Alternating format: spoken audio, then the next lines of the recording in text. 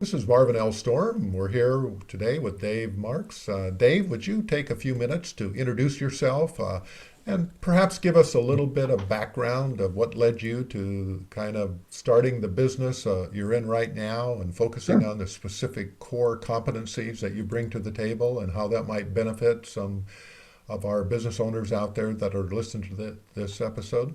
Great. Well, thank you, Marvin. Appreciate the opportunity to be here. I'm Dave Marks. I'm the founder and principal of Frontrunner Consulting based in Cincinnati, Ohio. This is the 12th year in business, and I provide two levels of service, one as an executive recruiter, the other one as a merger and acquisition intermediary.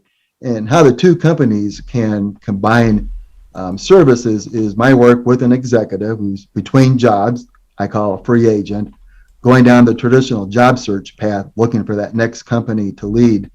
My business proposition to that executive is as you go down that traditional job search path, also keep your eyes open for any companies for sale that you might be aware of. And taking the premise they don't have the millions to buy the business themselves, I'll go out to my network of institutional buyers, primarily private equity, family offices, who would sponsor the deal, buy the business, and have them run it.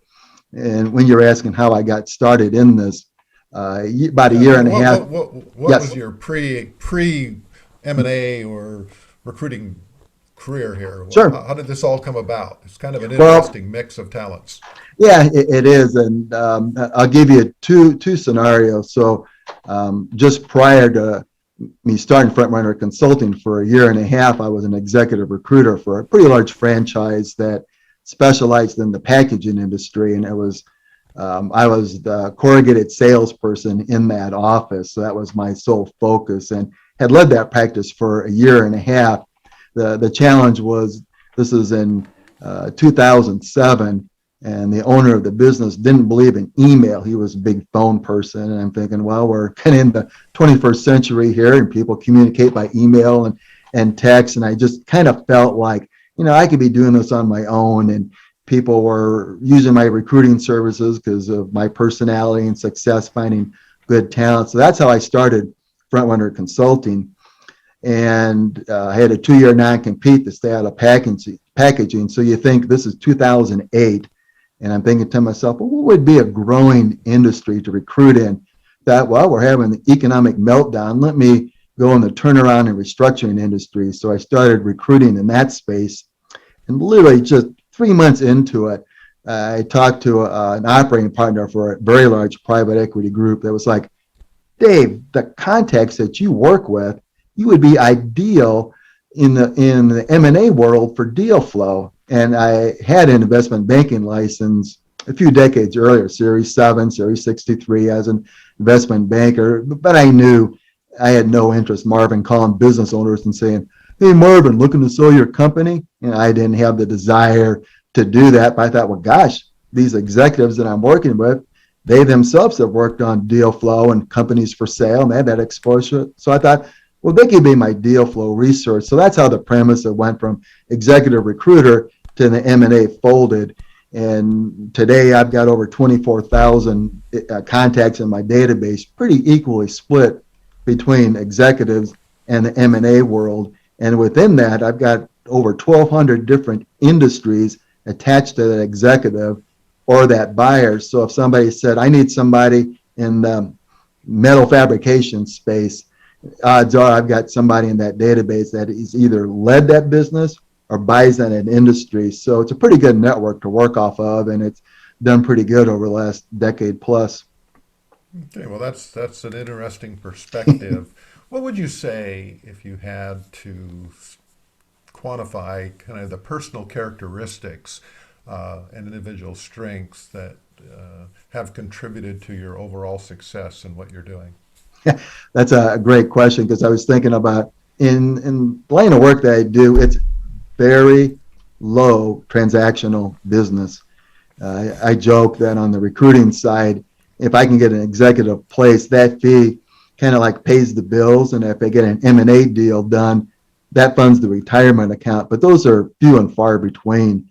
And I say patience, persistence, and professionalism are the three traits that you have to do to get through this. I joke that in the line of work that I do on the M&A side, if my line of work was so easy, you'd have trained monkeys working for peanuts, because it's just such a low probability of getting a transaction closed. And you know this yourself, you could have somebody look at 1,000 deals in a year, and you may only pursue maybe 100, and out of that 100, you may maybe make an offer for maybe 10 or so, and you may actually get down to having maybe one or two possibly close, but there's still no assurance that it's going to close. So it can be a very long cycle, very low probability of success getting a deal done. So one of the things that I say, being a sole proprietor, is that I don't have a team of people working with me. So if you go in up front knowing low probability of success, yes, it's a numbers game, but it has to be a smart numbers game. And the reason why I say that, Marvin, is in the line of work that I do, whether it's recruiting or on the M&A side, I can only be successful if I present opportunities that align with what the employer is looking for in an executive, or the M&A side, what they're looking for in a company for sale. So if you came to me and said, I need an executive to be running a $20 million metal fabrication business, I'm not going to present you somebody from that industry from a $2 billion business. It's just misalignment of capital and resources. But if I have an executive in that industry, maybe running a $25 or $50 million business, day one, he or she can step in and do that role. The question really is it a fit for what you're looking for? And the reason why I use Frontrunner Consulting as my name is I want frontrunner talent that I'm going to bring to my clients. They can do the job. It's a question of, are they a fit for what my client looks for? On the M&A side, same thing. There's revenue criteria, EBITDA criteria, and if I'll use the metal fabrication business. If I have a company for sale on that space, and I've got somebody that's in the healthcare industry, I'm not going to waste their time presenting that to them. That's why I have the 1,200 industries in my database with revenue and EBITDA criteria. So I said, I have this company for sale. Here's in the database. It may only be 20 buyers, but they're suitable buyers, which makes perfect sense. So I'm increasing my probability of success. But again, realistically, you have to be persistent, you have to be professional, and you have to make sure that you have the clear expectations that not every deal is going to close. And if you have that up front, you're going to do okay, setting the right level of expectations for success in this industry. So what are some of the biggest, learning things or mistakes, I guess you could say, that you've had in the last decade or so? Well, I think just making sure everybody's on the same page. I could think of a couple of examples, like on the M&A side, where there might have been a company for sale. I've got the acquisition executive that found the company. He's qualified to run the business. The owner wants that person to run the business. But if that doesn't sync up with what the buyer's looking for, we could be surprised at closing if the buyer says, well, I'm just going to have the owner stay on, or I'm just going to bring in my own management team, circumventing the executive that brought that deal to me, expecting to run the business. So if we can have everybody on the same page, continuously kind of like as a milestone, checking in to make sure this is where we're at, these are expectations. If everybody's on the same page, we should eliminate those surprises. So that's something that I think is kind of a learning curve to go through, and making sure that this is what you're looking for as the buyer, this is what you're looking for as the seller, and if this is brought to me by an executive that wants to run the deal at closing, if we're on the same page and continue to verify that throughout the process, you're going to eliminate surprises at closing. I think a key thing that you just mentioned right there is to continue to verify it through the process and keep people pulled in to really what everyone agreed to up front, and they don't get off track. I think I've seen that happen a lot.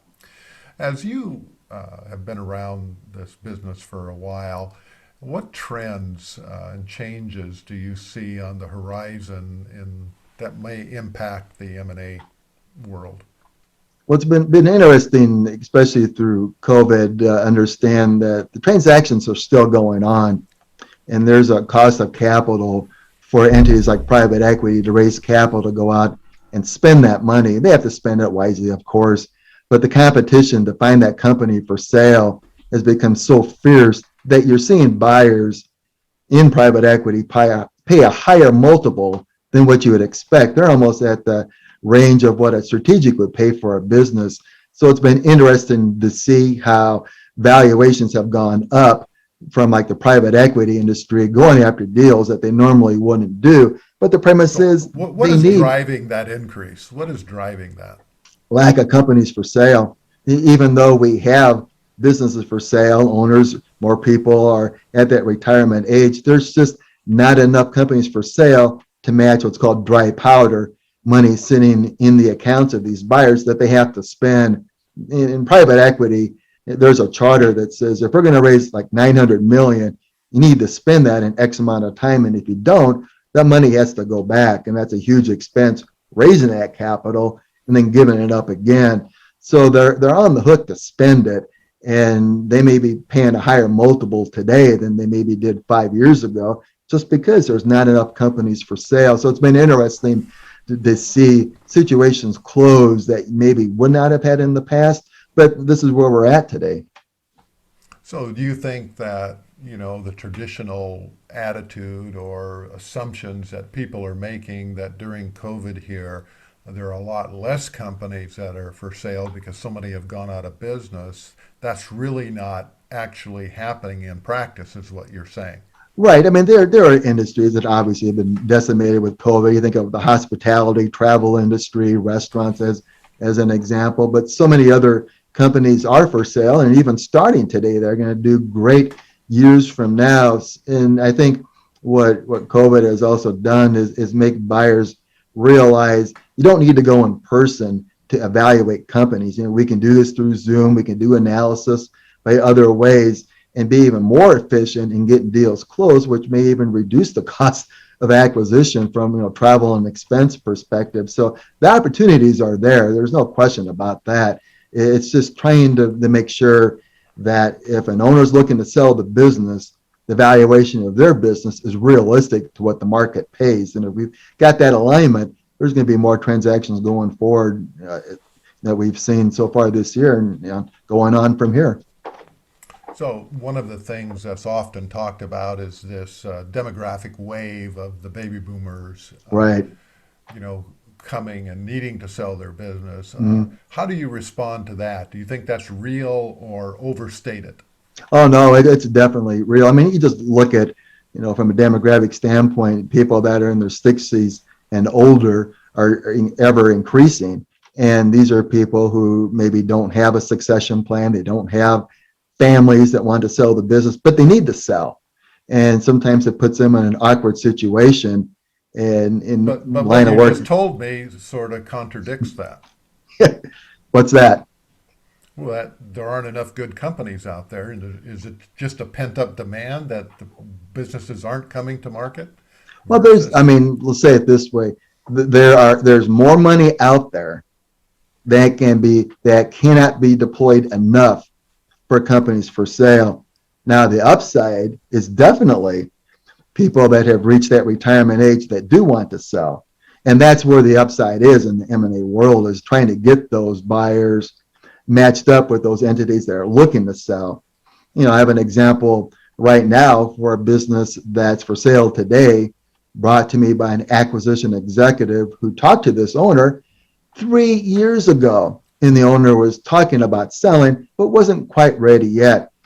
And the owner and the executive have been back and forth for 3 years, to the point where today the owner is ready to sell. And we have a buyer at the table right now making an offer, but it took 3 years to get to that point.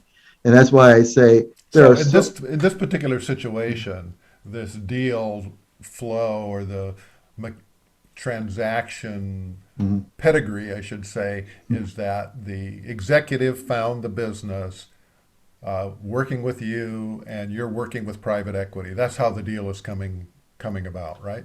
Right. Yeah. And the buyer is more of a strategic buyer, but the premise was in 24 hours, I found it was something like 5 or 6 interested buyers right off the bat that wanted to engage. So And they, as soon as the opportunity was presented to you by the executive, we have the right. business owner on one side, we have the Mhm. executive here, that Right. is kind of tasked with finding and making a deal happen. He contacts you, and within 24 hours, you have 3, 4, 5 people Right. that are keyed in and interested because there's all this dry powder out there. Right. These are buyers I've worked with in the past that I know can respond quickly, and they understand too. If it's going to take them a week just to determine, do you want to pursue it, the window's gone for them. So these buyers recognize that if an unusual opportunity like this comes, there's no sell side investment banker. So from that standpoint, proprietary exclusive deals, that's what I try to find. So it's a unique opportunity that they're able to capitalize on. But going back to your comment about availability and deal flow, it's not just the retirement age people looking to sell. I've also seen companies being sold that have had a hold time of maybe just a year or two. The company has grown so much that let's say the new owner goes out and sells it at a much quicker turn than they had before. So the activity has really been interesting in seeing entities that pay more for a business than in the past. Mhm. You're seeing buyers getting a higher return than they expected in the past. I was expecting to hold this business for 3 or 4 years, and my gosh, I have somebody knocking on the door giving me a multiple better than what I paid for after 1 year or 2 years. I mean, that's phenomenal, and those are the kinds of activities that are great to get involved in if you're able to find those types of situations. So looking back, if you could talk to your 30-year-old self, what kind of advice would you give that person today? Well, I think the thing that when you look back on what's been going on recently, it's just being able to develop a network of entities that you can go back to and reach out on a regular basis.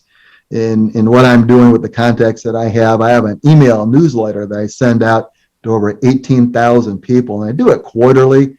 I find it's just enough time to reach people without being a pest. And I had an opportunity for a business for sale, a management buyout in the payment processing space. And this came from an executive that I had talked to a decade earlier. And he's always said, "Hey, Dave, I get your newsletter. I appreciate it. We've had nothing to talk about, but yeah, I get it quarterly, appreciate it. 10 years later, here's an opportunity that makes sense to talk about." So when I think back about doing what I did 30 years ago, building up that network, keeping in touch with contacts, being able to leverage that database in a way that maybe something doesn't happen tomorrow, but working the numbers game, if it's a smart numbers game, you increase your probability of success. And in doing so, you uncover opportunities you never would have found on your own had you not done that kind of communication and networking. All right. Well, this has been delightful, Chad. I appreciate you sharing a little bit about your background. Sure. And, Thank you, Marvin.